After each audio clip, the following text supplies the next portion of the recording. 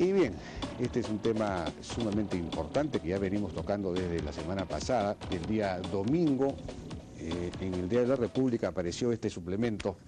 ¿Por qué Conga no va? Financiado nada menos que por el gobierno regional de Cajamarca, es decir, con plata de todos nosotros, de los peruanos, que hemos financiado un acto de propaganda contra una decisión legítima del gobierno central de llevar adelante un proyecto que, por otro lado, es vital para el desarrollo regional y nacional, ¿no es cierto?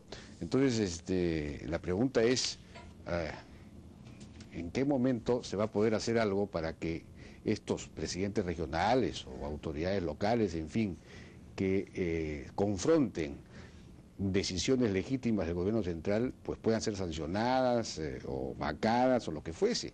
No hay, el gobierno central, el presidente de la República, en fin, no tiene instrumentos para digamos, desarrollar una política coercitiva en estos casos. Y entonces el presidente Humala podría terminar al final, pues, entregado en las manos de los militares para poder gobernar, y eso sería absolutamente lamentable. Entonces la clase política tiene que tomar digamos, cartas en el asunto, tiene que tomar el toro por las astas y dar las medidas necesarias. Hemos invitado precisamente a dos distinguidos juristas, al doctor Aníbal Quiroga, que es constitucionalista, y a Javier Rizo Patrón, que ha trabajado en INDECOPI en temas de barreras al desarrollo. Buenas noches, ¿cómo están? ¿Cómo les va? ¿Qué tal? Buenas noches. Doctor Quiroga, ¿cuál es qué se puede hacer? Porque en este momento en la legislación no hay nada que le permita, digamos, al gobierno central o, en fin, al Estado peruano controlar estas acciones de rebeldía abierta frente a decisiones legítimas del gobierno central, ¿no? Porque son decisiones que le competen al gobierno central tomadas, y frente a ellas un presidente regional puede usar incluso dinero de los peruanos para financiar actividades en contra de estas. Entonces esto hay que ponerle coto de alguna forma. ¿Qué se puede hacer en la ley para esto? Lo que ocurre, Jaime, es que la Constitución establece parámetros nacionales, regionales y locales, y esos parámetros están claramente delimitados. Inclusive las actividades que tú describes van contra la Constitución, constituyen una infracción a la Constitución. Y claro, lo que ocurre por otro lado es que al haberse hecho esta regionalización sobre un país desarticulado, sin partidos políticos, se han creado caciques constitucionales, ¿no? Y como bien apuntas, no hay normativa que establezca la vacancia o el cese de las funciones, salvo en el caso de una sentencia condenatoria, salvo en el caso de la inhabilitación temporal, en el caso de una detención corporal mandada por un juez, y eso dispuesto por el propio Consejo Regional. Es decir, desde el Gobierno Nacional no hay instrumentos para que esto se haga de otra manera, pero esto puede ser desarrollado en la ley. O sea, la ley no lo ha desarrollado hasta ahora, y puede ser incorporado en la ley, por ejemplo, el afectar el espíritu del artículo 189 de la Constitución, que dice que el territorio de la República está integrado por regiones, departamentos, provincias y distritos, en cuyas circunscripciones se constituye y organiza el gobierno a nivel nacional, regional y local, en los términos que establece la Constitución, preservando la unidad e integridad del Estado de la Nación. Claro. Y lo que ocurre con estos gobiernos regionales, en algunos casos, como vimos en el caso de Puno, en el gobierno anterior, es que hay movimientos regionales que son separatistas y que son abiertamente confrontacionales. El tema de la coca, por ejemplo, es un antecedente en el Tribunal Constitucional para el tema de Conga. Yo estoy seguro que el tribunal no le va a dar pase a esta suerte de rebeldía regional, porque ya hay ese precedente en el caso de la regulación de la coca. Pero mientras estos instrumentos legales no existan, lo que van a empezar a bullir son estos presidencillos regionales que a la larga lo único que hacen es empalarse contra el gobierno central y demostrar con actitudes de rebeldía, ahora que tienen dinero de los canon y de una serie de beneficios que el propio Estado le da, ¿no es cierto?, empezar a medir su fuerza con el gobierno central en la medida en que los partidos políticos no están organizados y no llegan hasta las regiones. Ahora, algunos políticos están encerrados en sus propias palabras porque han ido a esas regiones a constituir sus bases y sus fuentes para poder hacer desde este punto de vista su campaña política, y luego ellos les pasan la factura, ¿no? Claro, usted ha venido acá, ofreció tal cosa, y ahora como presidente dice otra, ¿no? Ahora, si se aprobara una ley, si se diera una ley en ese sentido, ¿qué tendría que disponer la ley? ¿Cuál podría ser el texto de la ley? Por ejemplo, que constituye una infracción constitucional, ¿no es cierto?, enfrentarse al gobierno central con una normativa que no corresponde, porque la Constitución tiene unos vasos comunicantes que establece qué le compete a cada quien. Y así como el Estado no se puede meter, el gobierno central, en lo que es una normativa de una ordenanza regional, la ordenanza regional tampoco se puede meter en lo que es normativa de la ley nacional. Por ejemplo, en la regulación del papel moneda. No podría haber una moneda distinta, claro, porque eso es del gobierno central, ¿no es cierto? Entonces, hay una invasión. Pero hasta ahí podríamos estar hablando de un conflicto de competencias, digamos. Pero no solamente es eso, cuando eso es hecho adrede, y esa invasión de competencias hecha adrede, constituye una infracción a la Constitución, al artículo que he citado, que establece la preservación de la unidad de la nación. Es como traicionar a la Constitución. Y eso podría ser causal de vacancia. Eso podría ser causal de vacancia porque finalmente quien determina la vacancia de una autoridad electa es el Jurado Nacional de Elecciones, que es un ente autónomo. O sea que el jurado debería poder declarar vacancia en el caso de que se requieren dos cosas. Una causal para la vacancia prevista en la ley que hoy día no existe, y una legitimidad para que el gobierno central la pueda solicitar, la pueda impetrar. Es decir, autorizar a que el gobierno central, en caso de rebeldía, le pida al Jurado Nacional de Elecciones que, constatada la rebeldía y constatada la invasión de facultades, disponga la vacancia.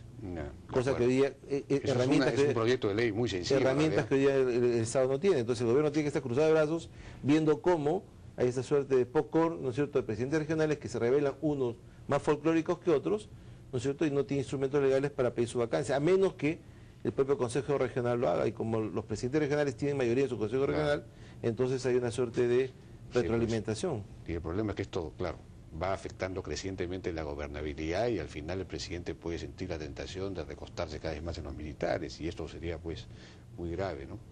Desde el punto de vista, doctor Rizopatrón, de lo que se puede hacer desde el punto de vista administrativo, de lo que se podría hacer desde el lado de Indecopi, ¿hay algo que se puede hacer para manejar un tema como este? Sí, definitivamente Indecopi cuenta con entre sus funciones con una muy importante, que es la de identificar barreras burocráticas, trabas burocráticas que impactan en los agentes económicos en la realización de sus actividades económicas. ¿No? Esta comisión fue creada con ese propósito, con el propósito de identificar actos administrativos de todo índole, del gobierno nacional, del gobierno regional, del gobierno local, y precisamente si hay una norma, una disposición, un acto del gobierno regional que limite el accionar de una empresa, esta empresa puede recurrir a Indecopi y plantear una denuncia por barrera burocrática como mecanismo de la búsqueda e inaplicación de esta norma que le impide realizar esa actividad. Ahora, el tema es más grande, va más allá de lo administrativo. Sí, pues. El tema, como bien lo han señalado ustedes, pasa pues por cómo lograr que realmente los gobiernos regionales, ¿no?, se encuentren dentro de un Estado unitario, porque la Constitución es muy clara, el Estado peruano es un Estado unitario, ¿no?, donde los gobiernos regionales y los gobiernos locales tienen que enmarcarse dentro de la legislación nacional. En este caso, no podemos ver y podemos apreciar que existe clara competencia del gobierno nacional en el tema medioambiental, en el tema minero, ¿no?, donde precisamente se están tomando las medidas necesarias para evaluar técnicamente el asunto, ¿no?, y encontramos de pronto pues una decisión que se aproveche las circunstancias de la coyuntura y podría implicar una barrera burocrática que podría ser impulsada por la propia empresa para cuestionarla, ¿no? Claro, el problema es que en este caso la paralización de las labores de la empresa vino, digamos, a pedido del gobierno central y supuestamente la empresa decidió hacerlo voluntariamente a pedido de, o a exigencia de. Es una situación increíble, además, dicho sea de paso, 6.800 personas que tenían empleo formal en la calle. ¿Cómo se puede, en un país en el que el empleo formal es escaso, digamos, propiciar una situación de esa naturaleza, ¿no?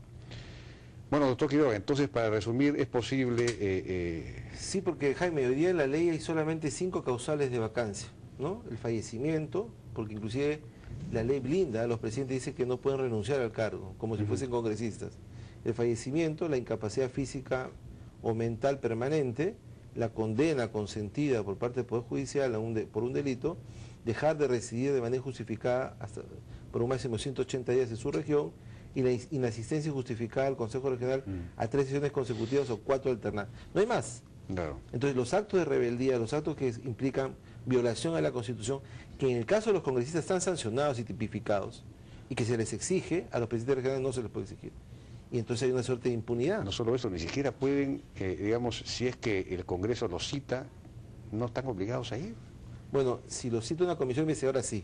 Si lo cita una comisión ordinaria no, y por lo tanto se burlan del Congreso. Entonces, en algunos casos han adquirido por la fuerza de los hechos más poder que los propios congresistas, y es algo que el Congreso, como tú bien dices, tiene que regularlo, ¿no? Tiene que haber una sexta causal acá que establezca cuando se viola la Constitución, cuando hay una infracción a la Constitución, cosa que los altos dignatarios sí tienen tipificado, ¿no? El presidente puede ser acusado por infracción a la Constitución, los congresistas, los ministros, pero los presidentes regionales no.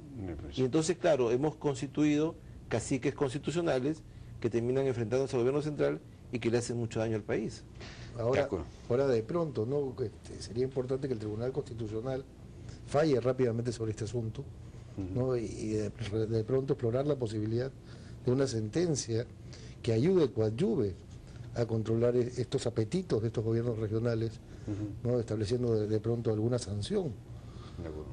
Sí, pues, bueno, yo les agradezco, no tenemos más tiempo, pero me parece que la idea ha quedado muy clara. Ojalá que en el Congreso, nuestra clase política, nuestros partidos, pues efectivamente tomen cartas en este asunto que es de suma importancia y de suma gravedad para la gobernabilidad misma del país, para el financiamiento de la propia democracia y del Estado peruano. Muchísimas gracias a Aníbal Quiroga y Javier Rizopatrón.